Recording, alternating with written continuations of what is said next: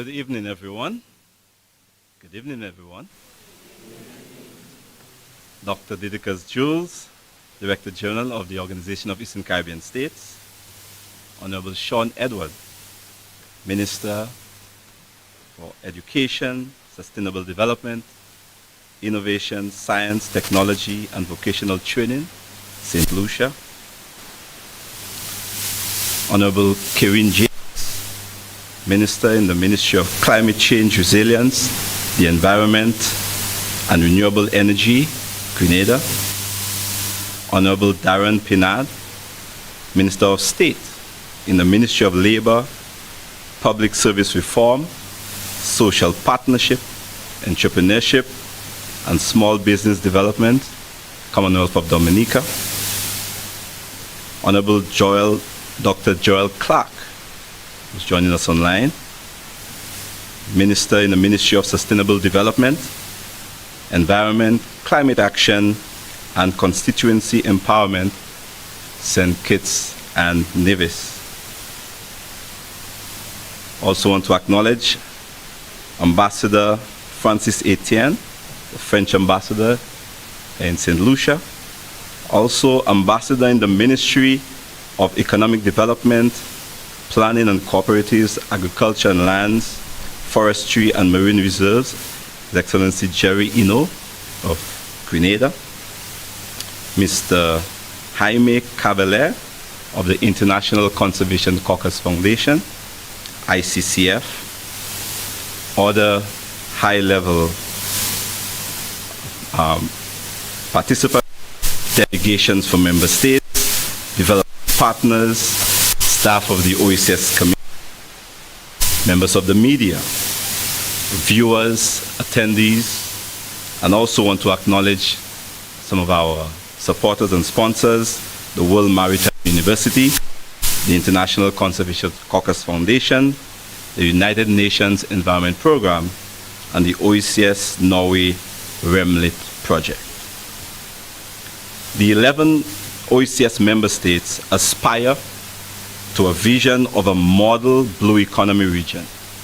The vision is an economically viable, climate-resilient economy that is based largely on sustainable domestic production and investment and pursues long-term prosperity for its entire population, in particular, its most vulnerable, through socio-economic inclusiveness, responsible management of its coastal, marine, and other ecological resources, and transparent participatory governance. A mouthful indeed. Welcome to this fourth installment of the OECS Blue Economy Roundtable. This high-level dialogue will explore progress, challenges, opportunities, and collective actions towards this vision. And to guide us through this dialogue, I would like to welcome our Director General, Dr. Didacus Jules, who will unlock the mouthful I've presented to you. Dr. Jules, over to you.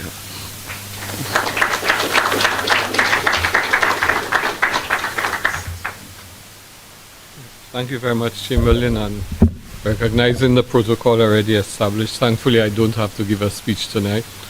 I'm just here to moderate the panel. So I want to welcome the panel, Ambassador Francis Etienne, as you've heard, the Ambassador of France to the OECS, Mr. Jaime Cavelier of the International Conservation Caucus Foundation Group. Let me just say that a particular welcome to you because we've had the ICCF play a very critical role in the OECS Assembly. As you know, the Assembly is our gathering of the parliaments of the OECS. And there was a special session that focused, we are treating the OECS Assembly as our ICCF caucus for the OECS. The Honourable Kerryne James, Minister for Climate Resilience, the Environment and Renewable Energy of Grenada, a young but extremely vibrant minister. And the Honourable Daren Pinard, Minister of State in the Ministry of Labour, Public Service Reform, Social Partnership, Entrepreneurship, etc. Our focus tonight is going to be on the theme Beyond Aspiration, the OECS Blue Model Economy Region. And the various speakers will be requested to speak to a particular dimension concerning their respective portfolios. So we'd like to begin. Each speaker would have 10 minutes to present, hopefully leaving a little time for cross-dialogue. Ambassador Francis Etienne of France, speaking on the United Nations Oceans Conference, UNOC 2025. We expect that he'll present on the background information on UNOC and the opportunities therein for the OECS Model Blue Economy region. Ambassador? Yeah.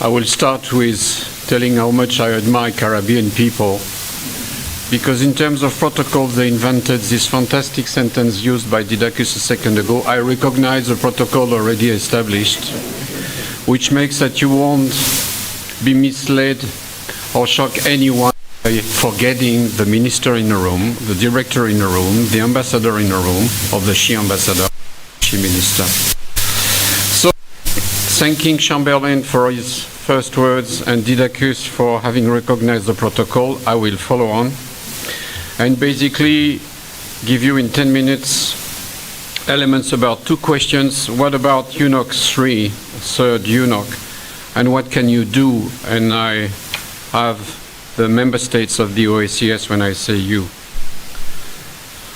I would like to introduce the third UNOC as simply as possible. We have a global ambition for France and Costa Rica, who are co-hosting the conference. And this ambition takes place 10 years after the Paris Agreement at the end of COP21, as we remember. And basically what we want to do is very simple. We want to repeat a similar achievement for the ocean, for the blue world. And it's at the top of the French diplomatic agenda for 2025.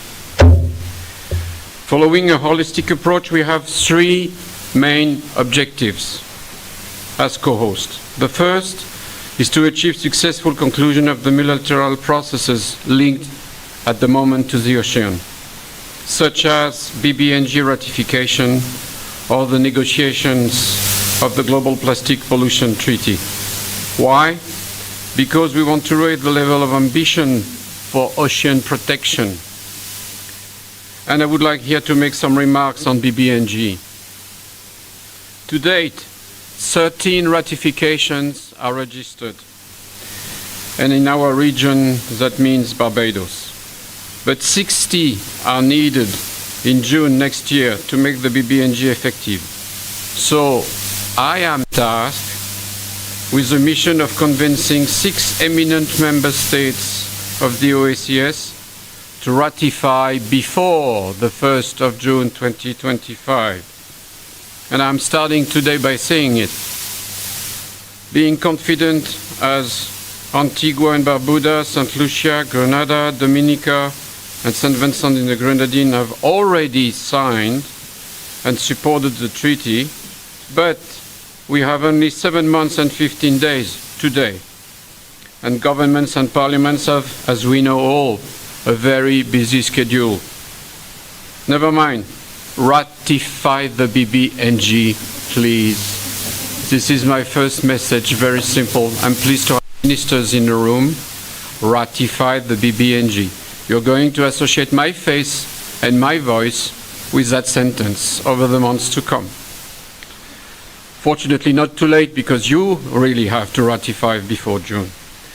Second objective, and this is where the crux of the matter is, support the development of a sustainable blue economy. Therefore, mobilizing funds and fundings to preserve and to make sustainable use of the oceans, the seas, and all maritime resources, in conformity with UN SDGs, and especially SDG 14, life below water. I will come back on this in a moment, as it is the heart of our discussion today.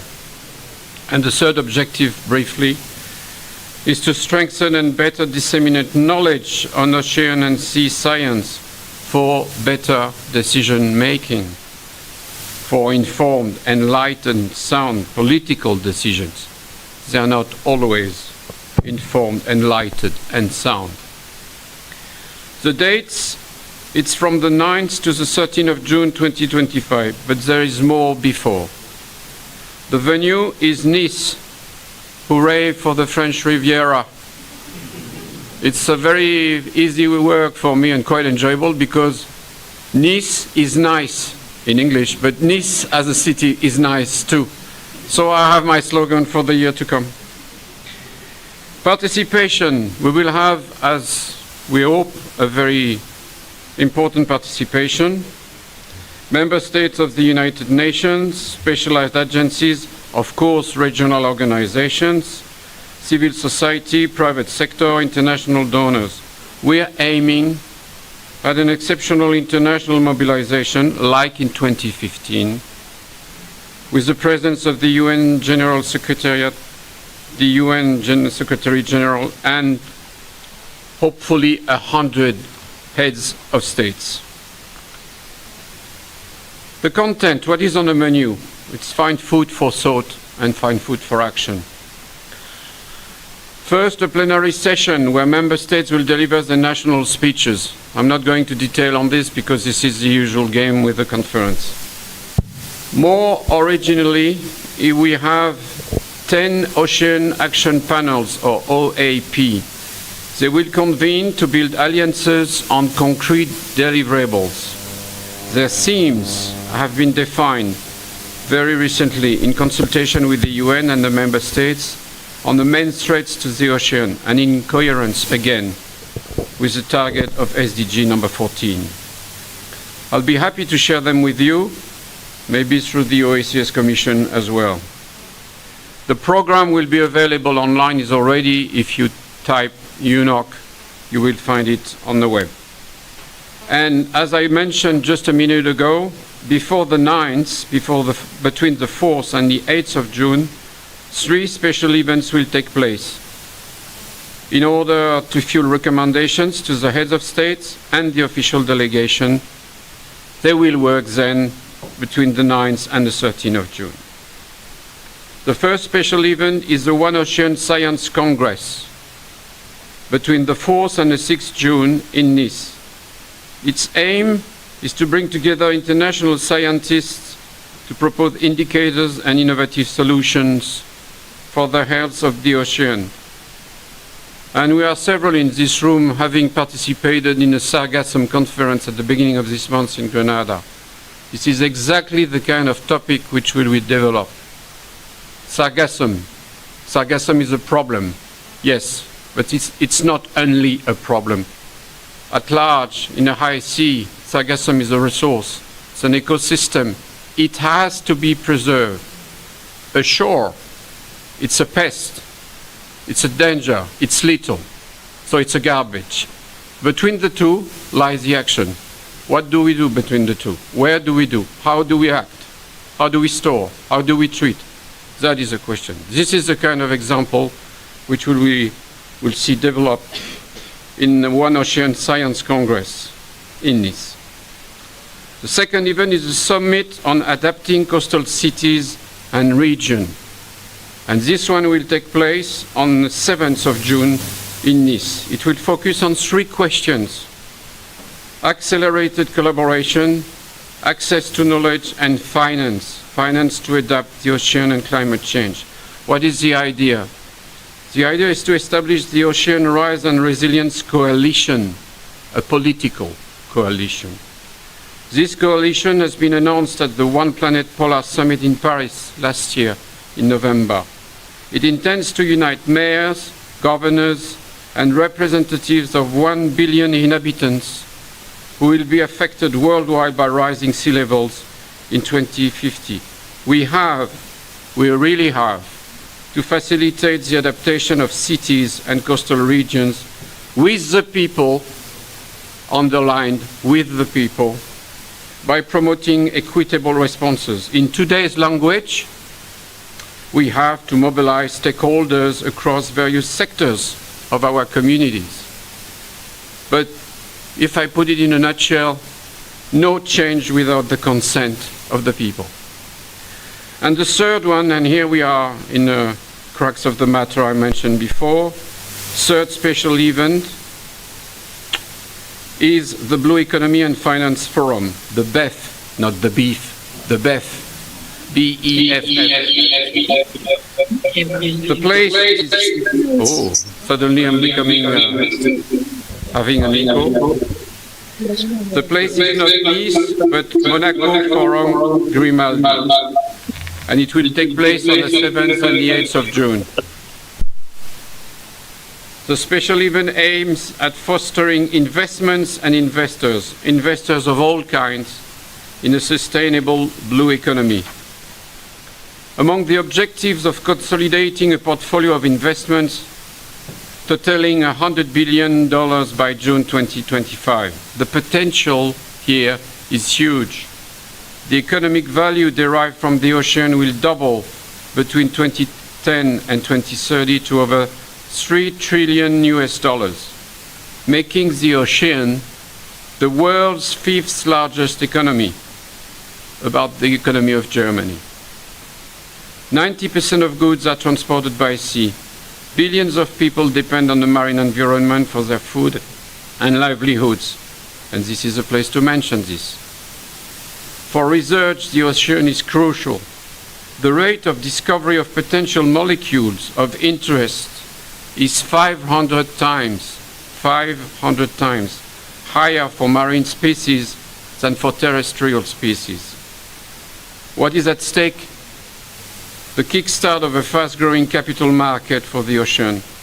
By 2050, the ocean can offer up to $15.5 trillion in benefits from sustainable investments. By 2030, closer to us, it could create 12 million new jobs. Soon the BEF, the website, will be live, and we can all have access to it and benefit from the information delivered. And quickly, I hope I'm still in 10 minutes. What can OECS member states do to show commitment in the context of the third UNOC? 4 things. And be very practical, very down to earth here. Number 1, participating at the highest level. This is my second call for heads of states and heads of government to come to Nice. Remember, it will be nice in Nice. And Nice will be nice to you. Second, sharing via your permanent representations to the United Nations in New York the topics and themes that you see as most important, nationally and regionally, so that your contribution becomes part and parcel of the Intergovernmental Political Declaration, which will be adopted at the end of the conference. 3, be involved in a 10 Ocean Actions Panel, or OAP, and this by 2 ways. Way number 1, contributing to the concept notes of these panels. There's a deadline here, and it's getting near. It's on the 15th of November. And second, expressing willingness to co-preside at the level of heads of states or heads of government again, one of these 10 panels.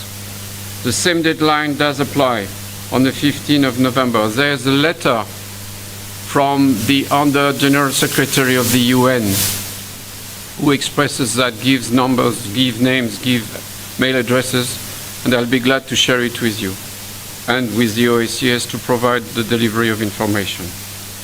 The 4th thing that you can do as member state of the OECS is showing care for the environment through existing voluntary commitments or new ones to advance the implementation of SDG 14.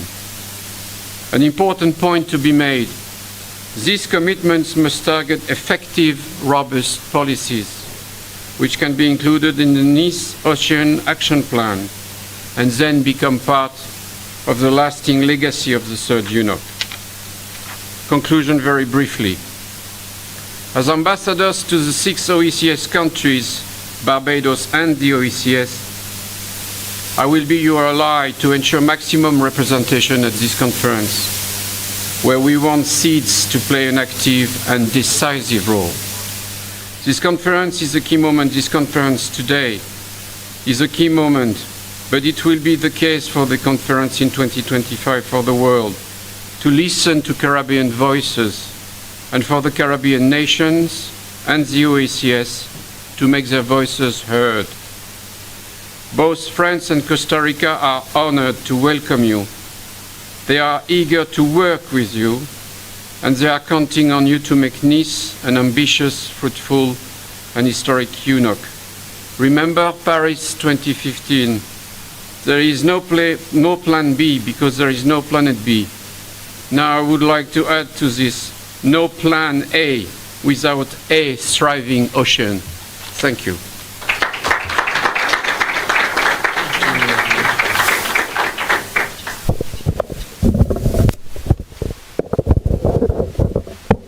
Thank you very much, Ambassador. In French Creole, we have an insect called a yeye. I don't know how many people are aware of it. But a yeye is one of those annoying creatures that keeps buzzing in your ear, no matter how much you swat it away.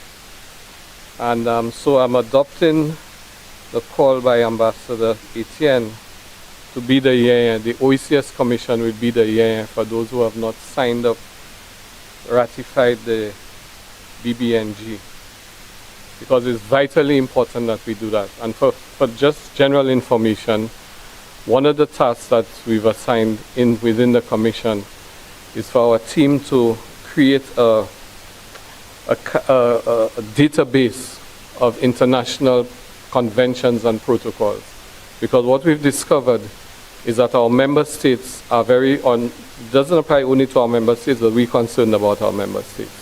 People are sometimes easy to sign up to protocols, but then they forget, or time drags on before the ratification. And signing a protocol without ratification is as much as not taking it seriously. And given the vital importance of these issues for us, we need to ensure that every protocol we sign, we ratify. Every ratification we do, we report. And that is how we gain prominence on the international scene and we get our voices heard. So I want to echo what the Ambassador has called, that we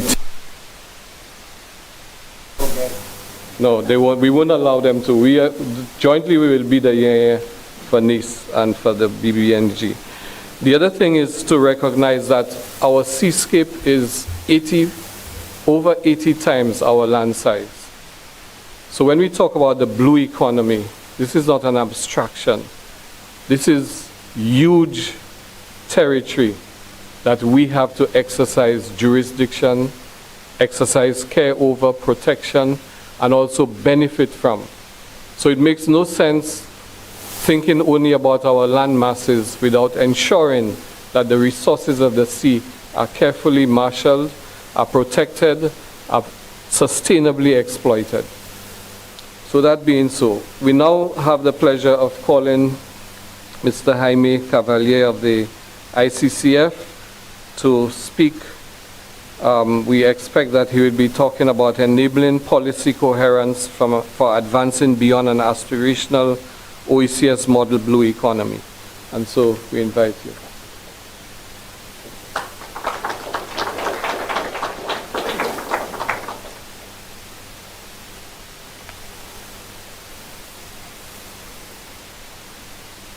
Okay. Good evening to all of you. I would like to start by thanking Dr. Jules, also the OECS, for organizing this roundtable and for inviting ICCF to be with you tonight. All protocols observed. I will just move into the material, and I broke the rules by preparing the presentation that I promise will not put you to sleep. So, although it's a PowerPoint, I try to make it short and to the point. And I don't know how many of you have heard the concept policy coherence as the concept. Policy coherence, how many of you have actually heard of it? Heard. very few. Don't worry, you're not alone. Policy coherence was actually coined back in the 60s and has resuscitated lately, partly because of the interest of the CEO of the Global Environment Facility, Carlos Manuel Rodriguez, to put policy coherence as one of his flags for the remaining of the current GEF 8 cycle and the GEF 9 cycle coming up in the next 4 years. So first, I would like perhaps to use a few seconds to talk about the ICCF. What is ICCF? The International Conservation Caucus Foundation. ICCF is a conservation organization that specializes in building political will and providing solutions on the ground. It is a very unique conservation NGO because our focus is among parliamentarians.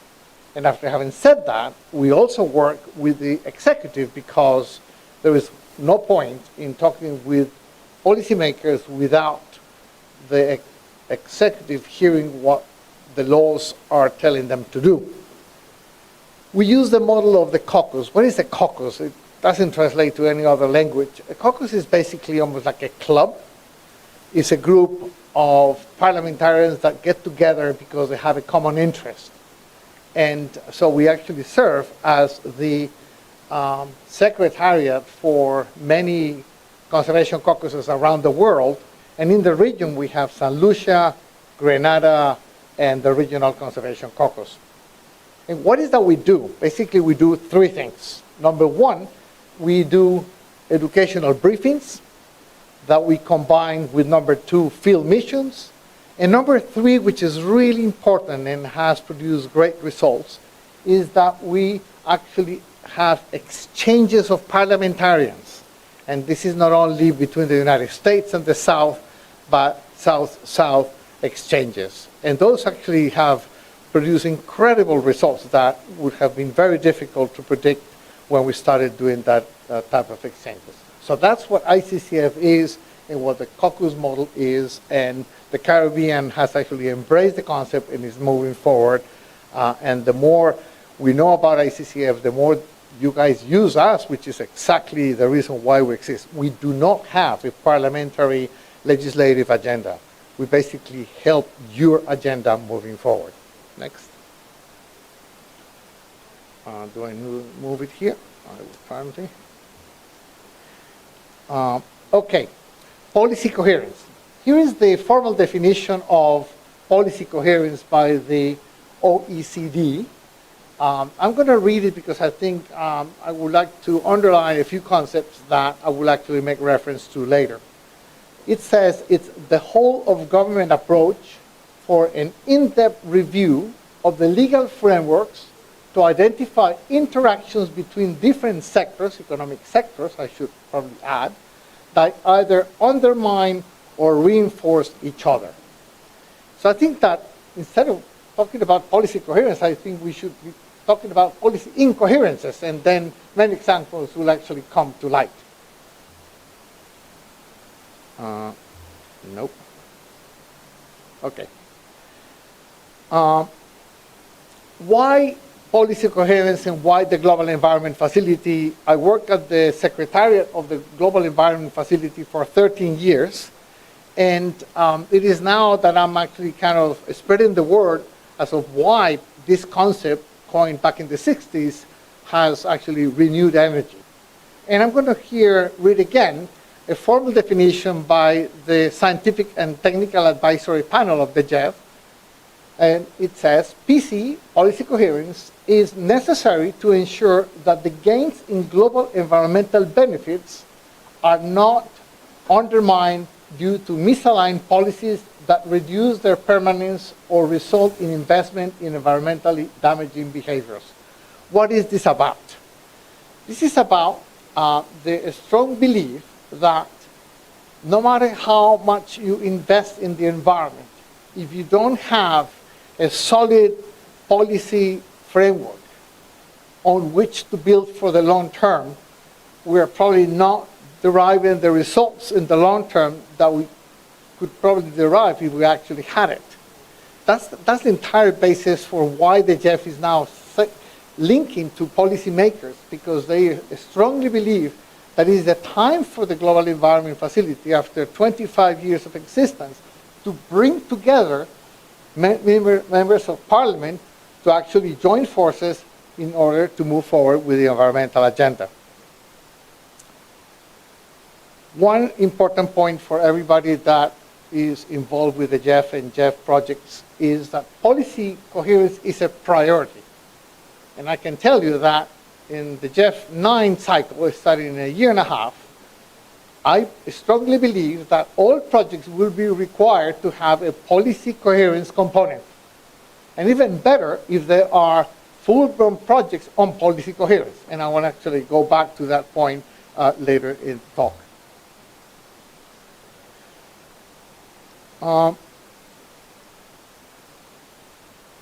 Now, why policy coherence is important to you? I think that it is pretty much obvious to all of you, and is becoming clearer and clearer for those that didn't know the region, like me. And I think that you actually almost need to have policy coherence at the regional level, because the gain in one country might be actually be lost by the actions of a neighboring country. And I think that the geography that you occupy should allow you to actually be together in that regard.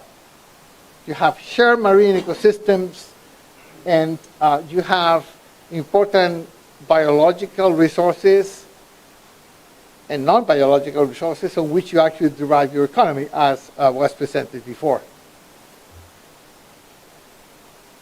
Now, the Global Environment Facility gave ICCF the opportunity to do a pilot project on policy coherence. And here are some lessons that I would like to bring to you, because one of the things that we have found is that the theory of policy coherence is enormous. The practice is almost non-existent. So here are some lessons for those that are interested in the topic and might actually end up doing something about policy coherence explicitly. You need to have very clear definitions of what you're actually talking about. Policy coherence, you might think, is about legal frameworks. Actually, we learn that it's beyond that. It's about all policy instruments that come out of the executive, the legislative, as well as the judiciary. So you need to have very clear definition to be able to tackle the issues of policy coherence. If you don't, you're going to actually get lost, and the results are going to be less than substantial. And here is the definition of blue economy, for which you actually need also a definition. Here is the definition of OECS, and somebody in the previous session actually mentioned that there are many. So make sure that you're actually talking about the same thing. Number 2. In the formal definition, it says a whole of government approach. When we started working on this pilot project on policy coherence, we said, okay, whole of government means the whole of the government, which is massive. And the conclusion is, unless policy coherence is not a goal of the state in the multi-year effort, you probably need to abandon the whole idea of whole government approach and select some priority economic sectors to work with. And we have come to the rule of thumb that probably 3 sectors are probably as much as you can actually handle, at least in projects that are 3, 4, 5 years. Then you have here fisheries, tourism. There is also pollution, which is not a sector, but it is actually bring together an important ingredient that was very, very clear today. Number 3, again, about the shared marine ecosystems. And it is a great pleasure and honor for ICCF and the use of the Conservation Caucus model to bring together the policymakers in the region. I know that communications in the regions are not necessarily easy, but you can actually use the Conservation Caucus model, the regional caucus model, to actually get together and talk about the issues that actually affect you all.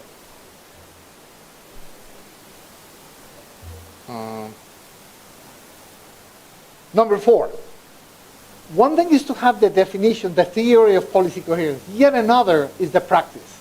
So the incoherences can actually surface when people at lower levels of government start reading and interpreting the language of the legislators.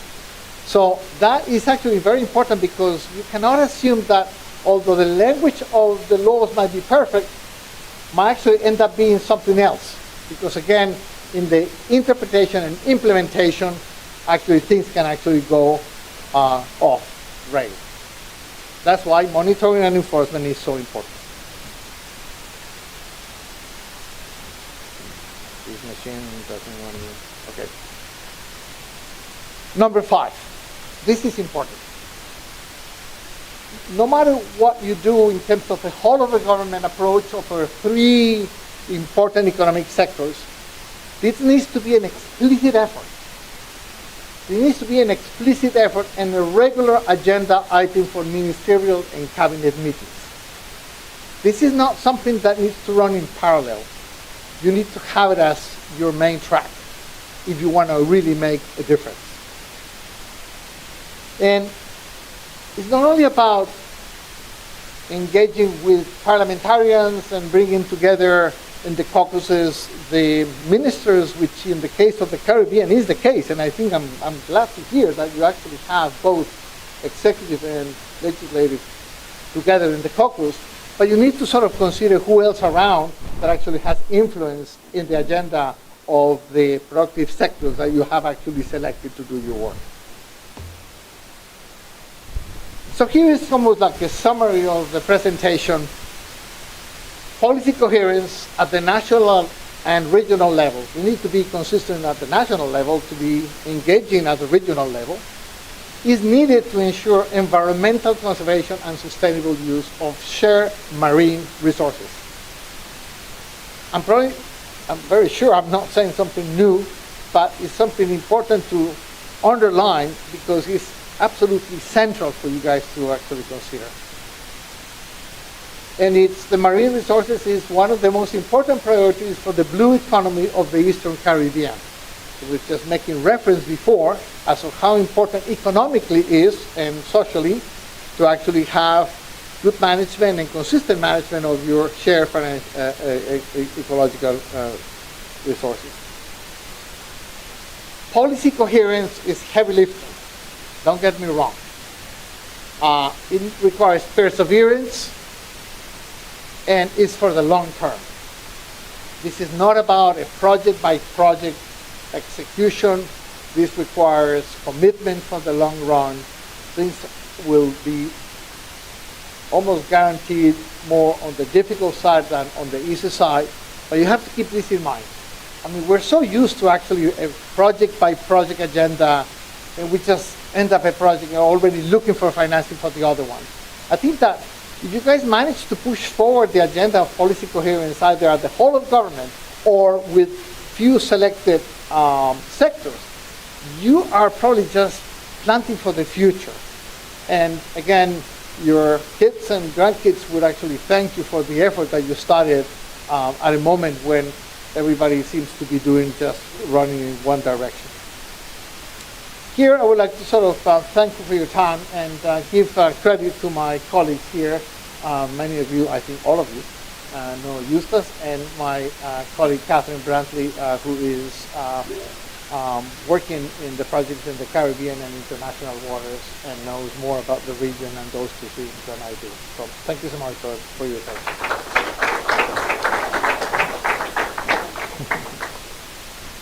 Thank you very much, Jaime. I think I'll modify things a bit since we're halfway through the panel to allow for some interaction between the first 2 presentations, given their importance.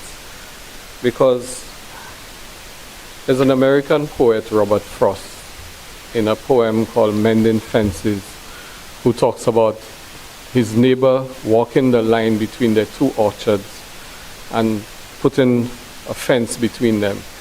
And he kept mumbling, good fences make good neighbors.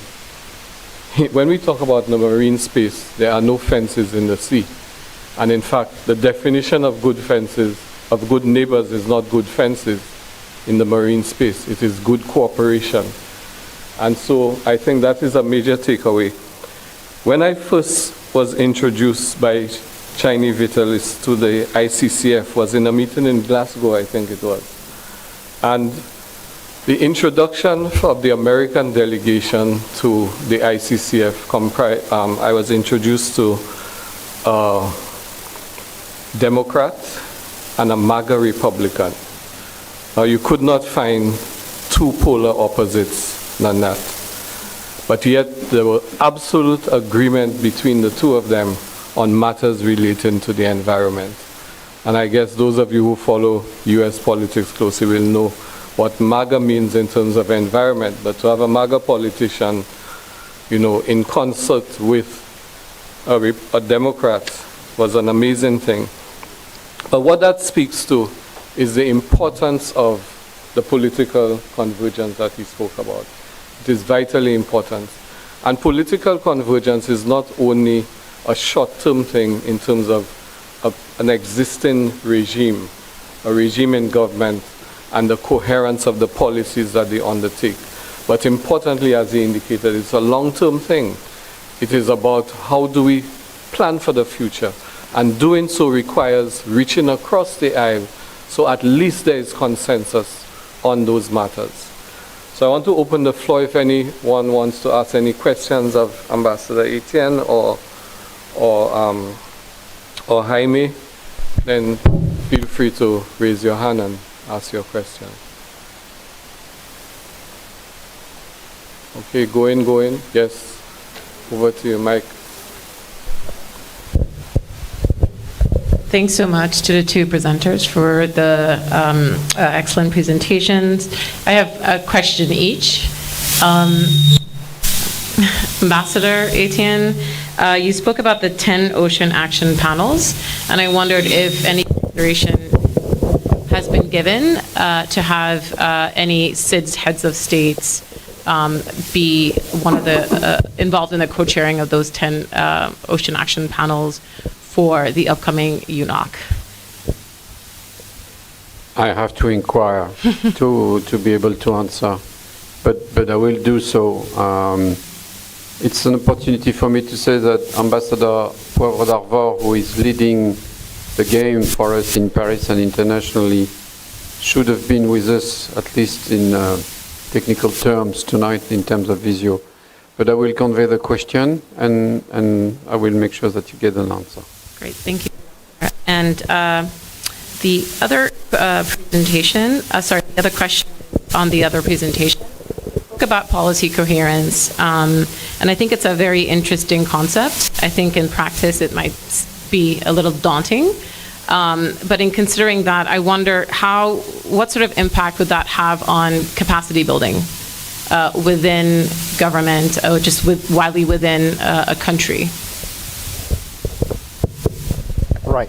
I think that I would start by saying that you need to build the capacity to do policy coherence, because you need to make sure that the MPs of the political parties that are all welcome to participate in the caucus understand, kind of the challenges ahead. So that is the first step that you actually need to take to actually kind of discuss these matters and ensure that people are aware of the fact that they are there for the long run, and that it is okay to exchange points of view that might be opposite. Actually, I thank you, Dr. Jules, for mentioning, in the United States, congressmen from Republican, Democrats talking together outside of Congress on things that you will never see them talking inside the Capitol Hill. So, and then, kind of, it is a slow process, so you actually need to sort of, again, build the capacity to actually do it. Some of the countries in Northern Europe have been able to do some policy coherence explicitly, and I think that they will actually be a source of information on kind of how that exercise reflects on the building of the capacity at the national and regional level.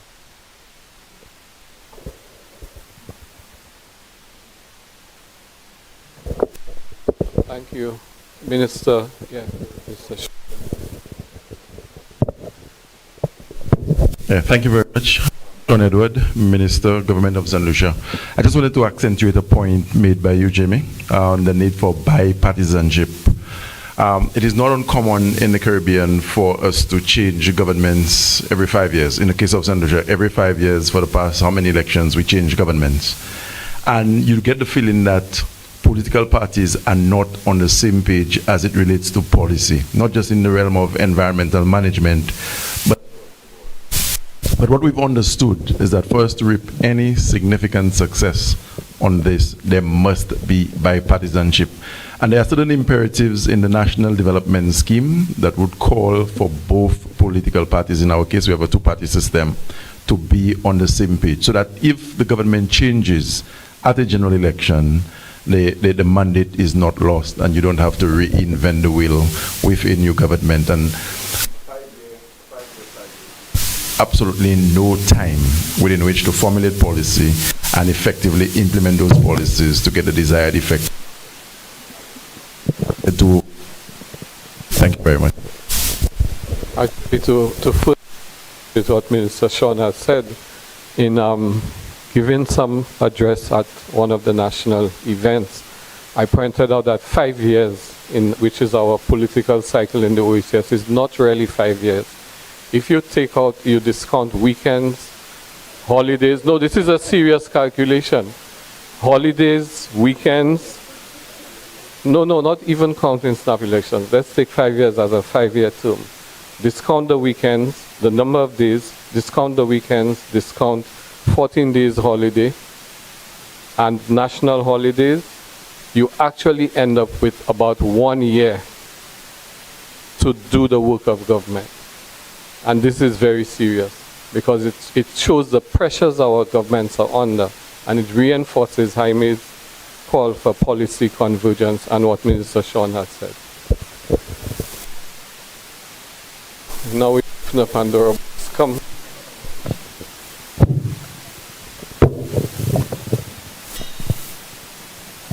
Yes, good evening. My questions will be quick.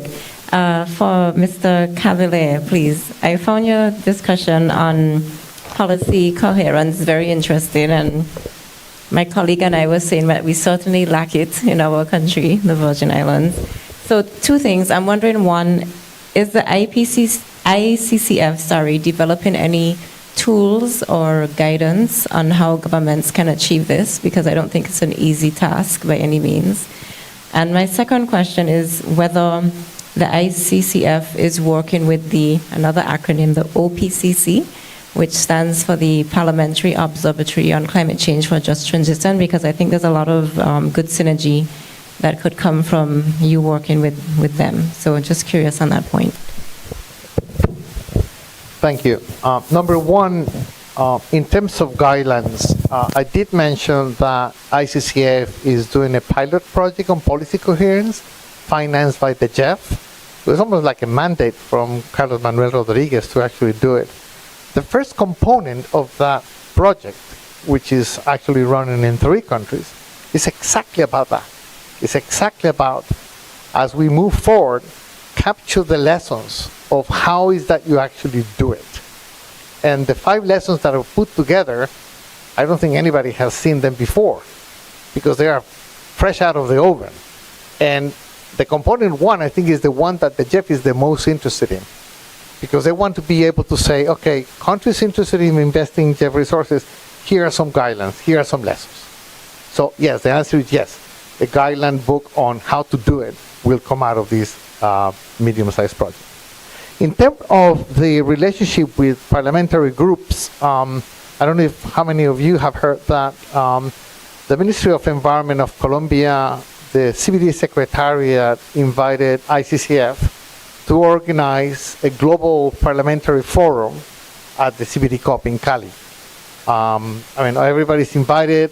If you are already accredited, consider coming to that forum. It's the first one that happens in more than 10 years. And we're basically actively working with, again, the ministry and the CBD Secretariat to have a parliamentary forum that will actually conclude with a declaration that we're going to be linking to the actual documents of the CBD COP.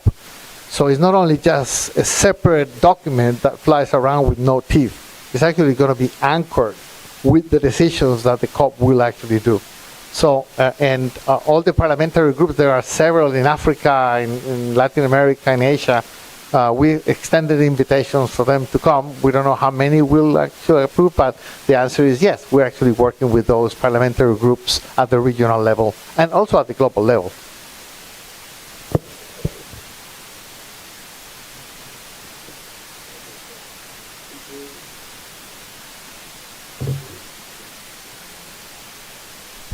Okay, thank you very much. And I'd just like to perhaps to respond to the ambassador and indeed the issue about policy coherence, as well as the issue the Director General states about the time issue. You know, and I mean, time is of the essence. If we go back to the original point made by the ambassador, we've 6 months for BB&J, and we're working with OECS very closely. We have resources to do this, which are going to be based in the region. And over the next 6 months, we can assist governments, the OECS member states, on the ratification process. So, look, I would ask everybody in the room here to take that message back to the member states. The resources are here in OECS, dedicated resources, which is funded by Ireland under their ocean strategy, and it's a very important strategy for SIDS. Working specifically on treaty ratification, BB&J ratification before June of next year with the experts within the region, and we'll be doing a session tomorrow. Thank you very much, DG.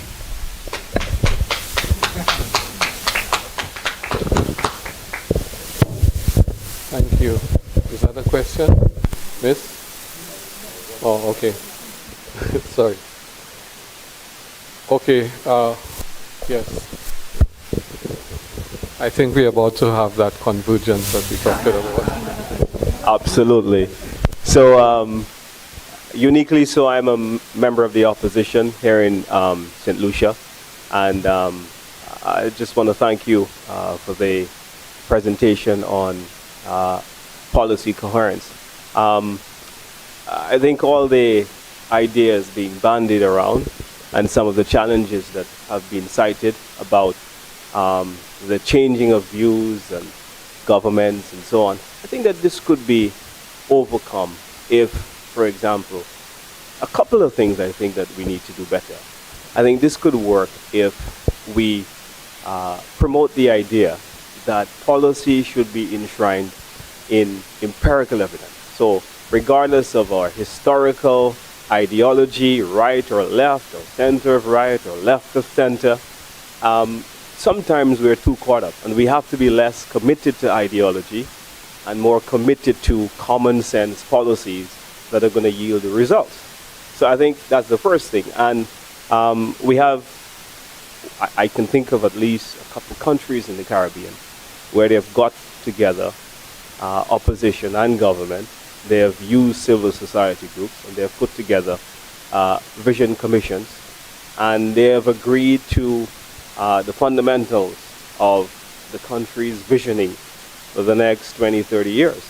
And we've seen those examples. So I think that they are very practical examples right here in the Caribbean. We can perhaps mirror, tweak to our own peculiar circumstances and make them work. So thank you. And I'm looking forward to having the first meeting with Minister Sean Edwards. As a member of the Caucus, I'm Senator Dominic Fede, former Minister of Tourism. So my curiosity was piqued about the blue economy when I was invited. I know all of you guys are sustainable ministers. And if you don't mind, Dr. Jules, I would like to come from the context of the industry. That being tourism, my own bias. And that is, I loved what the UNWTO did many years ago. I think it was 2018, if you guys can go back. And they had, that was the year of sustainable tourism. And I had never seen such a holistic approach to sustainability. Very often, sustainable driven people tends to be about the environment. But then they go, well, look, sustainability can only take place if there is economic sustainability, sociocultural sustainability, and environmental sustainability. They each go hand in hand. So how about that for policy coherence? Thank you. Thank you very much, former Minister. I would ask that as members of the colleagues in the audience react, that you introduce yourselves too, okay? So at this point, it is with great pleasure. Oh, let me also say that we have online Minister Joel Clark of St. Kitts and Nevis, Minister of the Environment. So, Mr. Clark, if you're hearing us, just signal if you need to make any intervention or comment, please. The team will flag and you'll be given the floor. At this point, I want to invite the Honourable Kerryne James of Grenada to do a presentation, speak to cross-cutting issues essential for achieving the blue economy.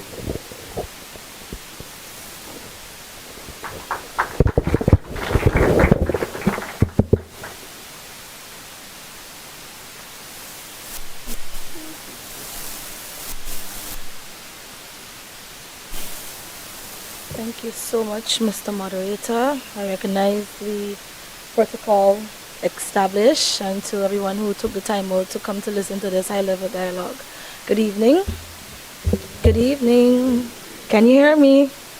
All right. On behalf of the government and people of Grenada, I want to firstly express my thanks and appreciation for the OECS for bringing us together for this very important topic. And I think piggybacking on what the sentiments of Senator mentioned in terms of bringing coherence and linking all of the sectors together is very key towards achieving some of the ambitious targets and goals that we want to achieve within the blue economy space. So my presentation, I will be discussing cross-cutting issues essential for advancing a sustainable blue economy, with a focus on Grenada's role and our experiences thus far. It draws on our national ocean policy, or draft national ocean policy, to outline how we can effectively manage our marine resources for economic growth, while also addressing some of the environmental challenges such as climate change, biodiversity loss, and marine pollution. We can go on to. So Grenada is a part of a collective effort within the OECS to use its exclusive economic zones, which is 75 times the size of our land area, to drive regional economic resilience. Grenada's blue economy strategy is central to our national development. With an exclusive economic zone that is, the ocean plays a crucial role in our economy, our food security, and of course climate resilience. Now, to unlock the full potential of our oceans, policy coherence, as you've heard before, and regional collaboration are essential. We must also address key challenges like climate change. We must also address key challenges like biodiversity loss and pollution that are particularly pronounced in small island developing states like ours. As a model for the OECS region, Grenada's national ocean policy aims to balance economic development and sustainability. So we're going a little too fast. Now, the interdependence of oceans ecosystems requires that we practically, as detailed in Grenada's draft national ocean policy, ecosystem-based management ensures that our policies address the complex interrelations between marine ecosystems, human activities, and external pressures like climate change. This integrated approach is essential, of course, for both the health of our oceans and the success of our blue economy initiatives. There are three major challenges that stand in the way of a healthy ocean economy. And I reiterate, notice I'm reiterating three words: climate change, biodiversity loss, and marine pollution. Rising sea levels increasing ocean acidification, sargassum influx, and more frequent extreme weather events are threatening our coastal and marine ecosystems. Biodiversity loss driven by overfishing and habitat destruction weakens the resilience of marine life, while pollution, particularly from plastics and land-based activities, continues to degrade our ocean environment. And earlier on today, you've heard a presentation from my advisor and a robust figure in the plastics treaty and plastics dialogue as it relates to marine pollution and plastics. Now, Grenada's active engagement in international agreements like the BBNJ agreement, and we will ratify very soon, and the Global Plastics Treaty highlights the need for global action to dealing with marine pollution and biodiversity loss. Grenada's draft National Ocean Policy is not just a local framework, but is a part of a larger regional blueprint for aligning policies across ocean member states. We believe that it emphasizes the need for a unified approach, ensuring that the management of our fisheries, our tourism, as you've heard, energy and coastal protection sectors is coordinated and mutually supportive.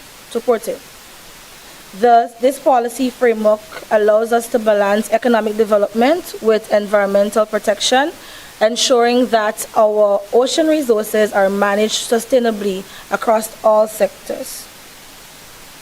Move on to the next slide. Now, the collaboration between key sectors, and we have fisheries, tourism, conservation, and energy. This collaboration is vital for the success of Grenada's Blue Economy strategy. Of course, private sector innovation is crucial in driving sustainable development, especially in areas like marine energy and sustainable tourism. The involvement of private enterprises ensures that new technologies and sustainable practices are implemented across these sectors.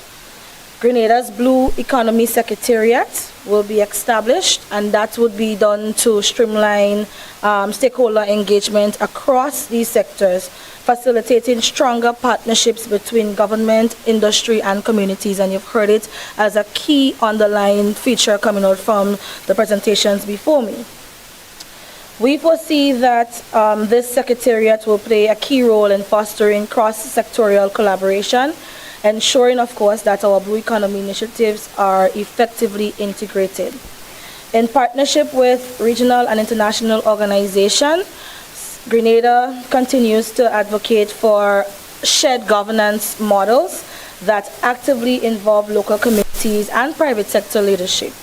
This collaborative approach ensures that all stakeholders contribute to the sustainable use and protection of our marine resources. So we just have a little bit out there showing that collaboration. Next slide. Ocean challenges are, of course, inherently transboundary, with issues such as marine pollution. We also have illegal fishing and climate change affecting entire regions. Now, to address these complex and interconnected problems, regional and international cooperation is critical. Grenada's engagement, of course, with the negotiations for the Global Plastics Treaty demonstrates how transboundary challenges can, of course, be tackled through coordinated governance. We have also played a pivotal role in advancing some of our marine policy within OECS and CARICOM as a wider body, aligning national initiatives with, of course, regional and global frameworks. Now, through collaboration, we can address shared issues like illegal fishing more effectively, enhancing, of course, the sustainability of our blue economy across the region. Go on to the next slide. I would speak about very briefly, and give me a time check, promoting competitiveness through the blue economy. Sustainable oceans, or industries rather, not only protect the environment, but it also creates economic resilience. As a small island developing state, Grenada's ocean resources provide a significant potential for growth, especially through marine renewable energy, sustainable tourism, and, of course, fisheries development. In the coming years, the government of Grenada, through the proud and leadership of our Prime Minister, will actively explore offshore wind energy and ocean thermal energy conversions. These projects aim to reduce reliance on imported fossil fuels and lower the country's carbon emissions as outlined and expressed in our NDCs and other policy documents. Now, in 2019, a feasibility study identified several potential sites for offshore wind farms, estimating that this could generate up to 40 megawatts of energy, which would supply a substantive portion of Grenada's energy needs. Noting that we have a total electricity generating capacity of 50 megawatts, and of course a peak electricity demand of 33 megawatts, while reducing greenhouse gases over 20% is something that we are looking forward to with great ambition and anticipation. Now, as it relates to sustainable tourism, particularly so for marine ecotourism, this for us is another crucial sector. Grenada's underwater sculpture park, the first of its kind, attracts thousands of tourists annually, contributing to a 25% increase in tourist arrivals since 2017. This innovation has made Grenada a leader in sustainable tourism in the Caribbean, generating revenue while also promoting the preservation and of our marine ecosystems. And if I may add, in fact, you would see a picture. So the first picture is our underwater sculpture park that I made mention to. And this one here, what you're looking at on this side, is one of our most recent investments in sustainable tourism. And it is the installation of what was dubbed Adrift, the World Adrift, and that is Caracou's newest underwater sculpture park. That was crafted by the world-renowned artist Jason Taylor, and it is a powerful symbol of our dedication to marine conservation, coastal resilience, and cultural preservation. And this underwater sculpture park was launched today. And it is very significant that I had to place this in this PowerPoint presentation on the 99th hour, because you recognize that, and you should know by now, the islands of Caracou and Petit Martinique was significantly devastated by Hurricane Beryl. And so what you're looking at behind me is one of the sculptures that was anchored today. You will notice that it's an image of a child, and I'm sorry that I didn't get a closer picture of it. It's beautiful. Children images were used as inspiration, and Caracou is known for a rich boat building culture. And so what they have done is merge the identity and the culture of the people of Caracou and Petit Martinique, and I want to commend the Grenada Tourism Authority for not pushing back launching this underwater sculpture park, because at this time I think that the people need that kind of support to remember their resilience, remember that in the midst of crisis, in the midst of challenges, that we can rise and we can actually use our resources in terms of safeguarding our ecosystem, safeguarding our environment to generate economic activity. So they have to be commended for that. As it relates to the fisheries sector, and I'm being very mindful of the time and I'm trying to rush through, we have seen a steady growth and a significant interest at the policy level. We have signed a memorandum of understanding on MOU with the government of Cuba on fisheries and aquaculture development. Additionally, we are in the final stages of finalizing a blue economy MOU between Grenada and the People's Republic of China. Now, it would be remiss of me if I did not mention government's active lobbying for the development of a sustainable offshore bait fishery to support our tuna longlining industry, in addition to, of course, relieving pressure on our wild stock. This, of course, we believe have great potential for a collaborative approach within the OECS, and I know my fisher folk, who I am the elected member for in Guave, the fishing capital of Grenada, would be proud that I made mention of that. Innovation and technology, of course, is at the forefront of Grenada's blue economy development as well. And so this is an area that we definitely have to spend some more time into delving into the data and trying to see how best we can come up with something that attracts the next generation. If we move on to the next slide.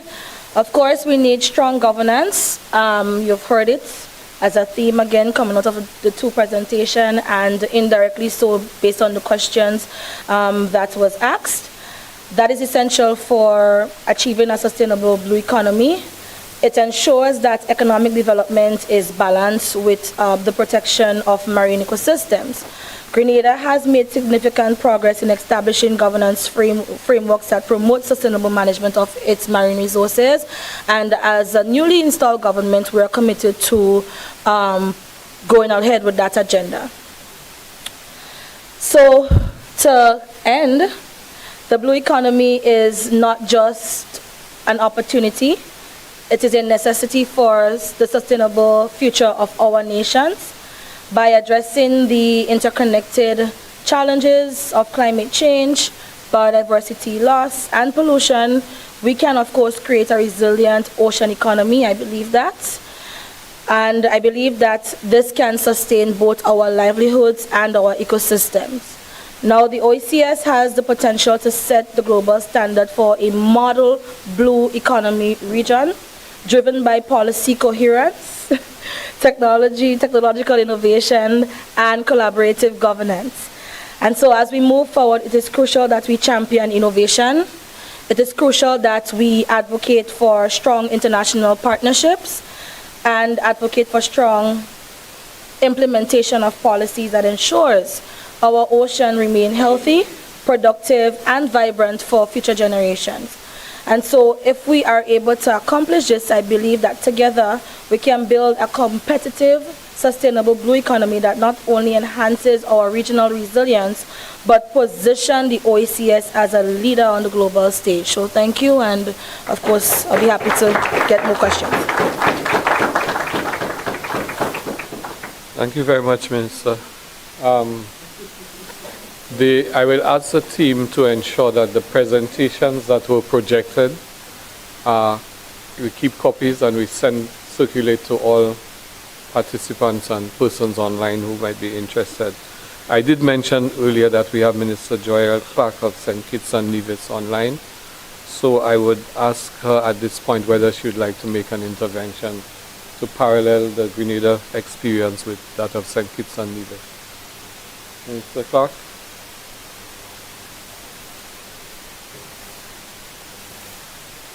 You would? Greetings.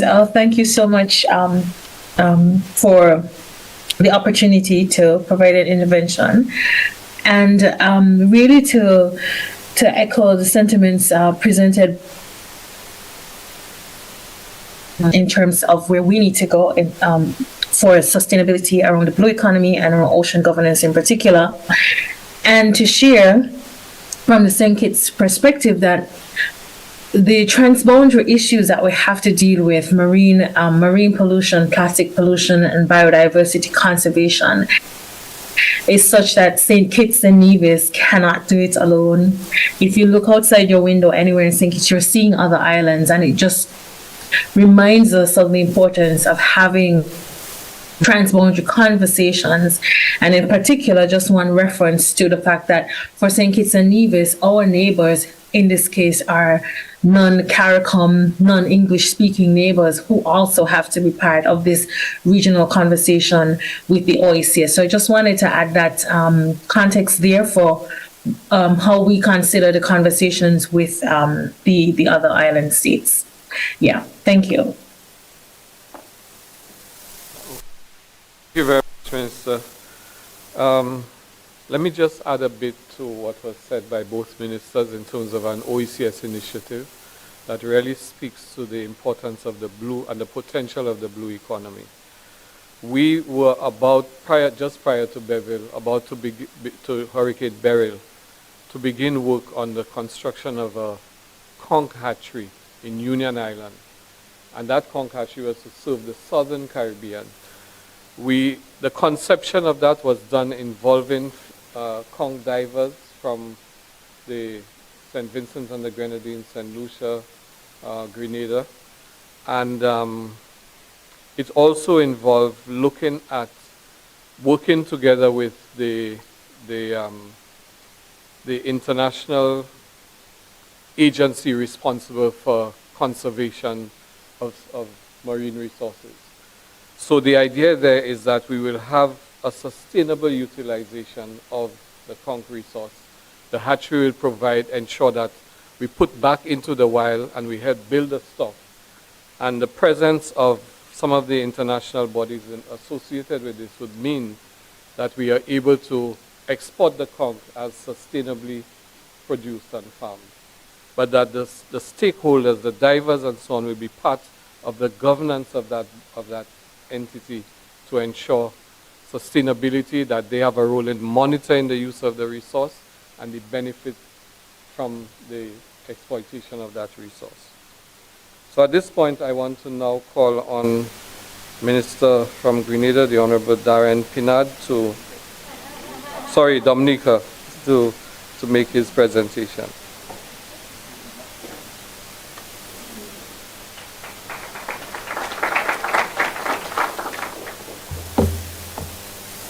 Good evening, everyone. Yeah, I would like to acknowledge here table is Ambassador Etienne, Mr. Cavelier, and Kerryne and James from Grenada. Listening to Ms. James's presentation, I would say there are lots of similarities between the Grenadian and Dominican experiences as it relates to the blue economy. So you can be assured, Mr. Etienne, that there would be good policy coherence as it relates to management of the blue economy. Now, good evening, honorable ministers in the audience, ambassadors, and distinguished guests. Now, Dominica's experience and geographical location have required us to have a national orientation that maintains Dominica's unique position as a country known for adopting healthy lifestyles in harmony with nature, for promoting sustainable consumption and production patterns, and for building resilience to reduce disaster risks or to adapt to or mitigate climate change impacts. Economic volatility and vulnerability associated with shocks from natural disasters, specifically within the agricultural and fishery sectors, continues to limit trade participation, market access, and competitiveness. Our recent experiences with disasters such as Tropical Storm Erika and Hurricane Maria have been instructive in demonstrating our recovery capacity, while illustrative of the critical need for structural, behavioral, and legislative changes in the overall governance and policies that drives our economic development as vulnerable small island developing states. Now, the annual threat of devastating climate-related events, specifically tropical storms, hurricanes, and heavy rainfall, is the basic reason why we are so naturally drawn at means for experience sharing and knowledge transfer throughout the region and across the world. As the nature island of the Caribbean, we have in the past successfully protected our land resources. Like 22% of our forest areas are reserved, and as such, a critical component of our national economic development agenda must also include the development of sustainable ocean-based economy, that is the blue economy. As part of our development agenda, we are seeking to pursue a well-planned, highly productive, competitive, and innovative blue economy that promotes full and productive employment, equal access to economic resources and opportunities critical for attaining our national goals for the agricultural and fishery sector towards a goal of having $700 million contributed to GDP annually by 2030. Noting that in 2022, GDP agriculture contributed $274 million. So there is a significant gap and to be covered. Our fisheries sector in Dominica is underdeveloped, and therefore its ability to contribute to this economic expansion target requires significant investment and changes in the strategies adopted, particularly the increased employment of regenerative development strategies to include the sustainable use of our aquatic resources. It is within this framework that our country is pursuing the development of the blue economy consistent with Dominica's scientific, geographic, historic, and technological resource endowments. Our government is well positioned to create the new levels of engagement and an environment that fosters potential investments within the local economy to generate novel sources of revenue and employment in fisheries and tourism. And we shall introduce appropriate legislation to govern national frameworks for the regenerative development of our marine resources and engage through effective partnerships the development of key marine products and services, particularly whale watching, swimming with the whales, diving, deep sea fishing, sport fishing, photography, film, mariculture, and aquaculture. Advanced policies oriented on centering our response to economic and or climatic events that threaten local food and nutrition security, regional autonomy, sustainability, and competitiveness, and develop model responses to climate variability, climate-induced hazards, and catastrophic events to build resilient fisheries and food systems. We will develop a body of information or a depository of climate change mitigation and adaptation, conservation and protection of marine ecology, and the sustainable use of living aquatic resources to be available to the region and around the world, and used for promotional purposes, which will invariably attract more investments and tourists to our region. We will set a platform for replication through marine scientific research and applications, exploratory fishing, and the introduction of marine biology and maritime training locally. And the Minister for the Blue Economy have proposed this strategic framework to provide the human resource capacity and the technical support for the development of priority blue initiatives and to facilitate international and regional partners in programs delivery to increase Dominica's economic activities contribution to economic growth, specifically through the establishment of the Blue Economic Unit, that is the BEU, to promoting the marine component of Dominica as the nature island of the Caribbean and building collaboration and cross-linkages between tourism, fisheries, and agriculture for the fisheries and agriculture for which fisheries will be responsible for. We will improve the fish processing capacity at new and existing fisheries complexes to facilitate greater volumes and higher quality of fish catch, landings, and fish exports. We will further develop of the boat building capacity in Dominica, development of the Global Regenerative Climate Research Institute in Dominica, implement the National Action Plan, the NAP, to prevent, deter, and eliminate illegal and unreported and unregulated fishing in collaboration with the Caribbean Regional Hub to strengthen cooperation in the use of innovative and digital technology to fight fishing crimes. Promulgate regulations under the Fisheries Act of 1987 and pass new legislation where necessary to facilitate management of the dive sector, recreational fishing, whale watching, and other water sport activities in Dominica. The establishment of an additional marine protected area within Dominican territorial waters and the development of an international maritime organization, traffic separation scheme for Dominica, which would facilitate the establishment of the MPAs at the marine section of the Cavelier National Park and other locations in Dominica. Now, the world's first sperm whale reserve for sperm whale protection and a well-managed, sustainable operation with a low carbon footprint and high economic benefit in the research, education, resource conservation, climate change mitigation, and blue economic investments. In Dominica, we are privileged to have over 50 sperm whale families permanently resident in our waters, living in matrilineal societies led by grandmothers and the mothers. These enormous creatures spend time in our waters, diving deep for squid, giving birth and raising their young. Through our partnership in marine research with the National Geographic Pristine Seas and the ongoing work by the Cetacean Translation Initiative Project, SETI, we have learned that as nomadic marine mammals, the sperm whales have found a safe home in our waters, and we consider them permanent residents in Dominica. Hence, Dominica has embarked on the establishment of the world's first sperm whale reserve for management of activities surrounding this resource and sustainable use of living marine resource with a low carbon footprint and high economic benefit in research, education, resource management, water sport activities, climate change mitigation, and blue economic investments.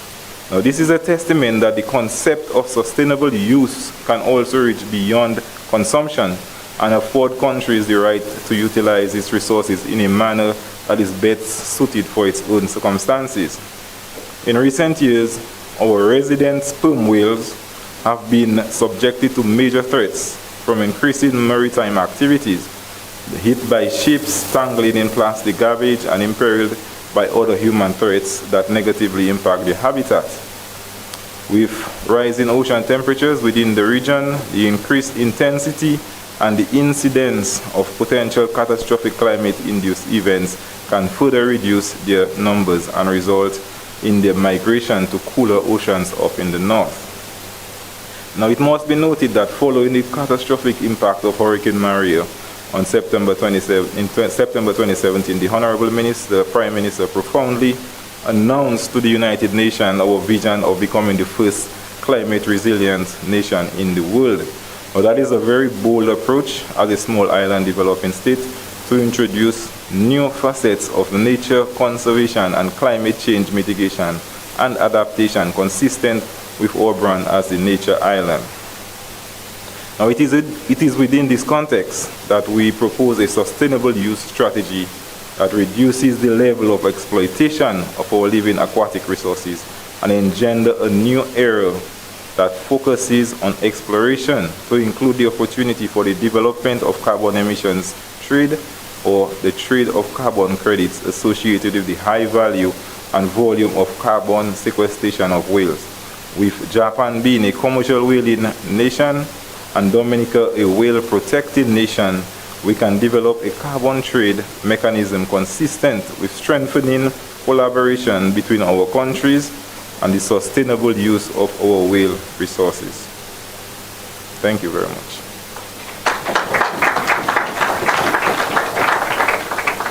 Thank you very much, Minister. Fun fact, did you all know that while St. Lucia is the Helen of the West Indies, that Dominica was the original site of the Garden of Eden? So a lot is being done in Dominica with respect to conservation. I can attest to the whale sanctuary because even from the hotel at Fort Young, you can see dolphins and, if you're lucky, a whale passing by. So at this point, I would open again the floor for any quick comments or questions to the Minister Sean.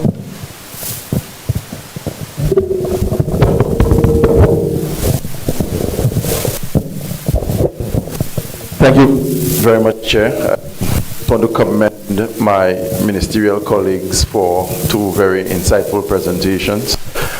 And from their submissions, I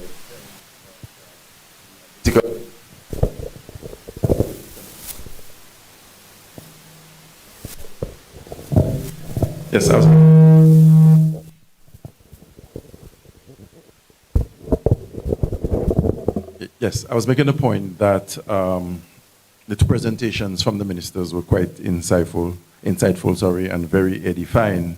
One of the things I was able to glean is that we are pretty much doing the same in the islands, notwithstanding the fact that we are sovereign states. Minister James made a very telling point when she remarked that the OECS has the potential to be global leaders as it relates to matters of the blue economy, and this is something I concur with wholeheartedly. But very interestingly here today is the fact that the need for collaboration amongst the OECS is once again being underscored. And it is all well and good for us to forge relationships and partnerships with international agencies and friendly governments like the French and others in the international community. But very, very important is how we are able to work together. Because as you quite rightly said in your presentation, Minister James, we all have to grapple with the triple planetary crisis, as we call it: climate change, biodiversity loss, pollution, and whatnot. And you also made the point that we need to have a very solid, very robust policy and legislative framework within which to operate. But we have to make the distinction between policy and legislation. Whereas policy signals our intentions and what we want to do for the good of the persons whom we work for as ministers, as politicians, in the absence of the requisite legislative framework, you find policies cannot always be as effective as they ought to be. And for us in St. Lucia, I should very quickly let you know that, yes, we have developed a National Oceans Policy and Strategic Action Plan. Now, this is policy. The intentions are good, and it called for the collaboration of several key players in the various sectors, and I think Senator Fede alluded to that earlier, of course, speaking very passionately about tourism, which he shouldered in the previous administration. But it was very important for us to have had collaboration where the Department of Fisheries, the Ministry of Tourism, Sustainable Development, all came to the table. Because what you will find out as a minister and as a policymaker is that people bring their biases to the table. So the perspective of the person from the Department of Tourism may not necessarily mirror the interests of whoever is representing the Fisheries Department.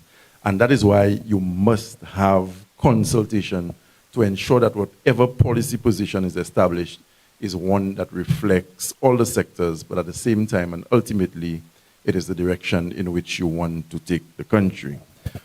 In relation to pollution, for us in St. Lucia, we were able to enact legislation, the Styrofoam and Plastic Food Services Containers Prohibition Act, because everybody was bringing everything into the country. You have a burial, and everybody must bring a ton of plastic plates and cups to have a good time. And then it is an environmental problem that we have to deal with afterwards. So I think legislation is key, but for me in St. Lucia, the one that has, well, I've been very, very pleased about is when we were able to formulate what we call the ML map, the Marine Litter Management Action Plan. And I think this basically encapsulates everything that needs to be done as it relates to the management of plastic waste in St. Lucia. We are pressed for time, and I will leave it here, but I really want to commend my ministerial colleagues for what I indicated earlier on were very insightful and edifying presentations that basically speak to where we are at as a region. And it is once again a demonstration that smallness of size is not an impediment to what we can achieve as small island developing states and as OECS. And there's no better reminder of that than when Julian Alfred won the Olympic gold medal in Paris a few weeks ago. Thank you very much. Thank you, Minister. Jerry, Ambassador Special Envoy for Oceans, Government of Grenada. This morning, the commander made a statement as to what is the definition of the blue economy. In some countries and some territories, maritime security is a paramount part and a main pillar of the blue economy.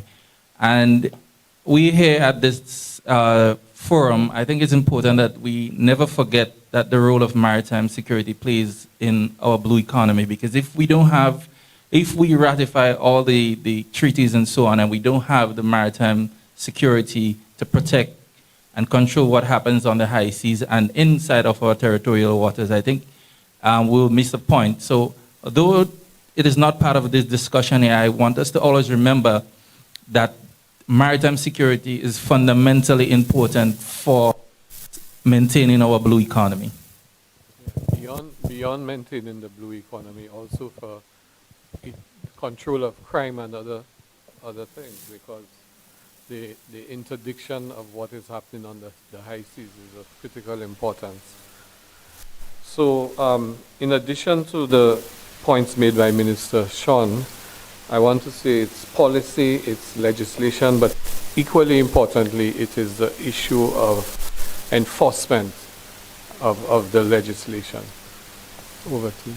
Thanks so much, DG. And I do agree with Minister Edward that they were really good presentations by both the ministers. And I just want to bring up a point, I believe, that was raised earlier today. And it's, I guess it's, for me, it's a little disheartening that I'm not hearing enough of this being pushed and progressed.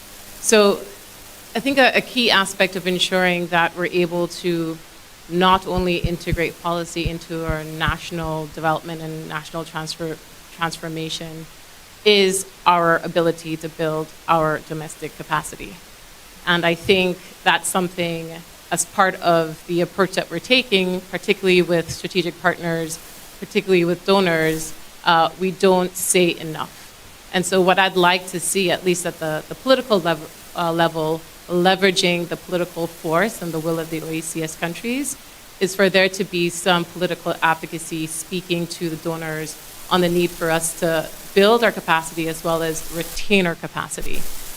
We need to ensure that our ministries are well equipped to not only decide and plan and understand the implications of the work that we're doing, but ensure that there is long-term durability built into our system. So we can talk about policy coherence, we can talk about policy enforcement, but we really need to talk about capacity building within our governments, but also within our countries, being able to empower those implementing agents that are doing the work on the ground with knowledge, with financing, with resourcing. So I just wanted to make that point for consideration to the ministers. Yeah. And, you know, Sir Arthur Lewis in work that for the smaller state to be. Can I get another mic? Yeah, Sir Arthur Lewis in the 8 spoke about the need for a regional public service among the small islands. Now, clearly, that's a whole different kettle of fish, but we've taken some lessons from that and recognize that capacity building is critical. But a duplication of capacity building across the member states is not a sustainable solution. So here's what we are proposing at the OECS Commission. There are some positions we have that are permanent positions that for various reasons we've not filled yet. However, we're thinking having those positions, a couple of them used as rotational positions. So let's say in the environmental division, we could use Ambassador Enro to, if there's stuff that needs to be done, let's say St. Kitts or Antigua needs assistance, to ask his government to second him for 6 months, for a year, for 3 months to assist in doing what needs to be done in Antigua. After he leaves, somebody else may need assistance. Grenada may need help from St. Lucia in a different aspect of the blue economy. Transfer again.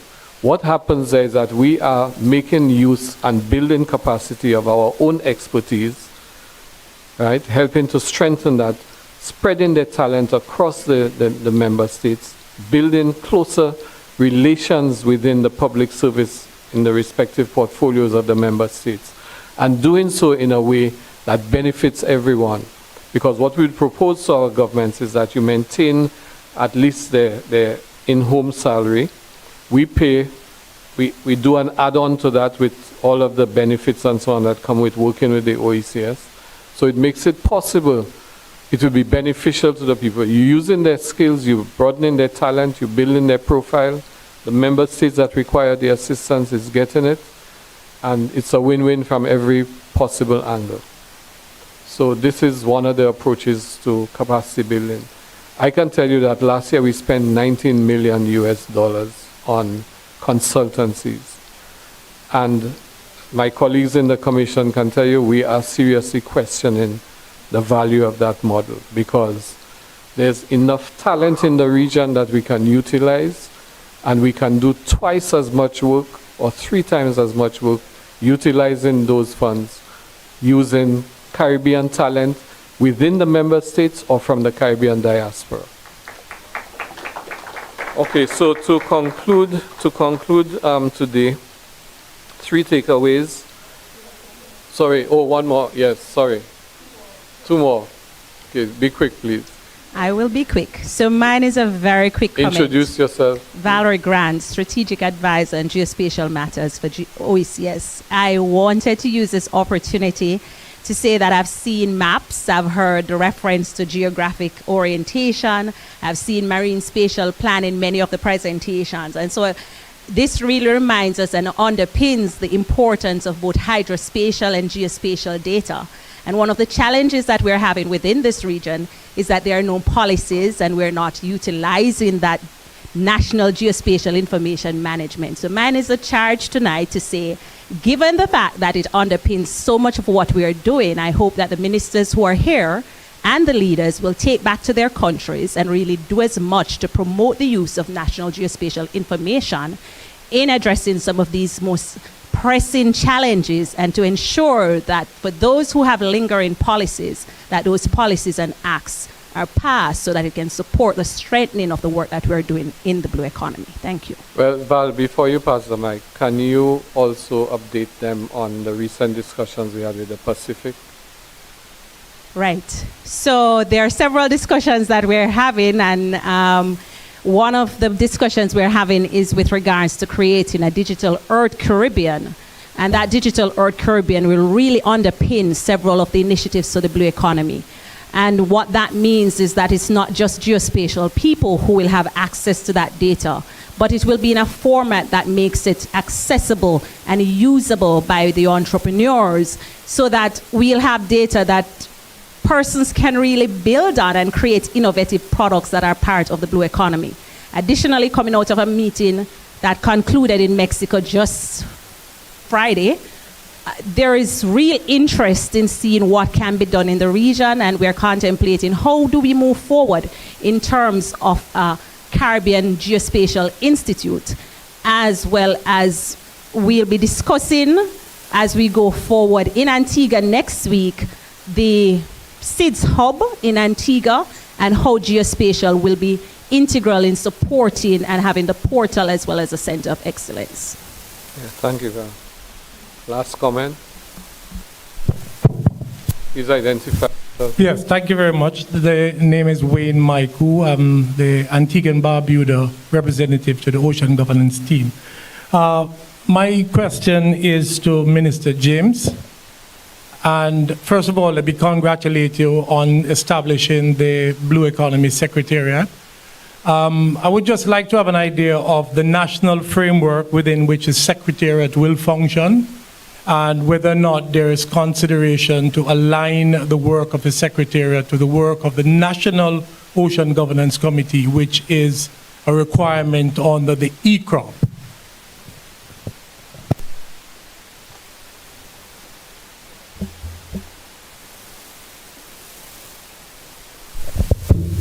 Okay, thank you for this very important question.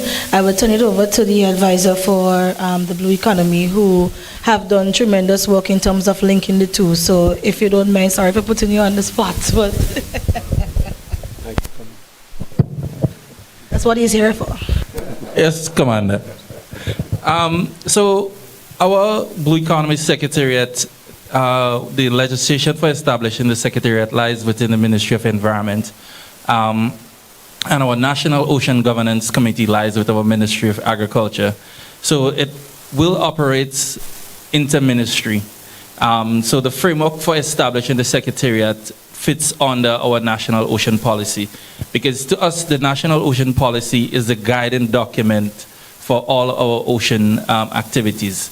We're in the process of finalizing that document to take into account the new avenues like offshore renewable energy. Obviously, we have to give account for things like hydrocarbons and so on.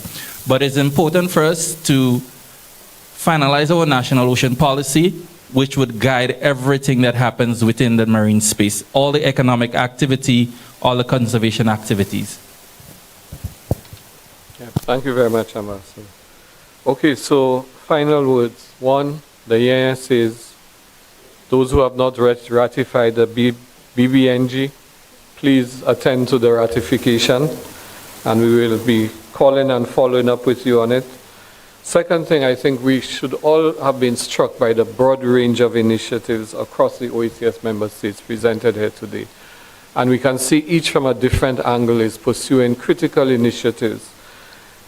Everyone is contributing exemplars that we can all learn from, that we can adapt, that we can utilize in our own spaces, or that can become models for a regional solution to the particular angle of the problem that we are addressing.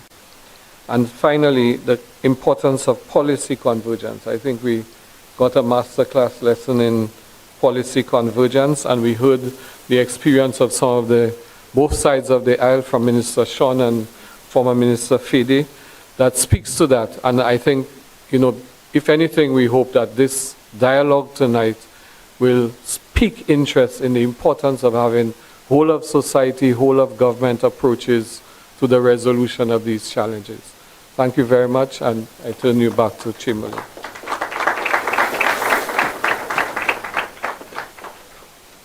Thank you very much, Dr. Jules, and our excellent panel. Another round of applause. Yes. Thank you so much. So I stand between you and the rest of a lovely evening, including our cocktail. But just 3 tasks I need to complete, and one of which I've already announced. So that's number 1. So announce the cocktail afterwards. The second task, which I will further condense, with permission, Susanna, we have an OECS statement of affirmation to the United Nations Ocean Conference next year, 2025. This will be circulated, but allow me to read literally just a few lines. It starts by saying, we, the Organization of Eastern Caribbean States, OECS, proudly present this reaffirmation as further testament to our collective commitment to regional collaboration and cooperation on sustainable ocean management and good ocean governance matters. It says, towards the end, today, we signal renewed commitment to sustainable ocean management. Number 2, reducing unsustainable practices. 3, fostering innovation and investment. 4, sustainable socioeconomic development. 5, climate resilience. 6, informed decision making. And 7, promoting education and awareness. And it concludes, in presenting this statement, the OECS reaffirms its dedication to ocean conservation and sustainable development. We look forward to working with global partners to turn our commitments into tangible actions and to celebrate the collective achievements that will shape the future of our ocean. We urgently call upon the international community, stakeholders and partners, including the private sector and academia, to actively support our efforts. We seek your commitment to providing essential technical and financial resources, as well as information, data, tools, and collaborative opportunities. Your involvement is critical to our success and to driving meaningful change. Together, we can achieve our shared goals of preserving ocean health and ensuring a sustainable future for generations to come. So that is the synopsis of the declaration. The final task, we will be having a launch of the Unleashing the Blue Economy. That's a UBEC matching grants facility. This is the next iteration in a journey, which I need to identify the partnership with the World Bank. The World Bank has been our foundational partner in ensuring we have the infrastructure, the architecture. This is how we were able to develop the national ocean policies, update the Eastern Caribbean regional ocean policy, also coastal and marine spatial plans. All of these were in partnership with the World Bank, and now also with the bank. Through the UBEC project, we are going into supporting actual blue economy industry in the participant member states, and that launch will happen upstairs, 5th floor, tomorrow from 9 a.m. And so there's an online link. You're welcome to to join in, to understand and learn and share the news, and some of us will be here in person.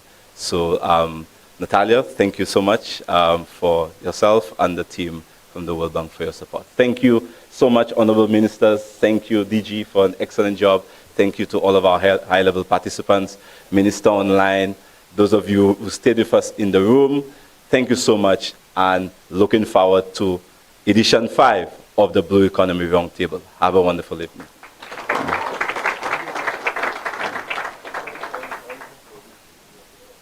So, cocktail is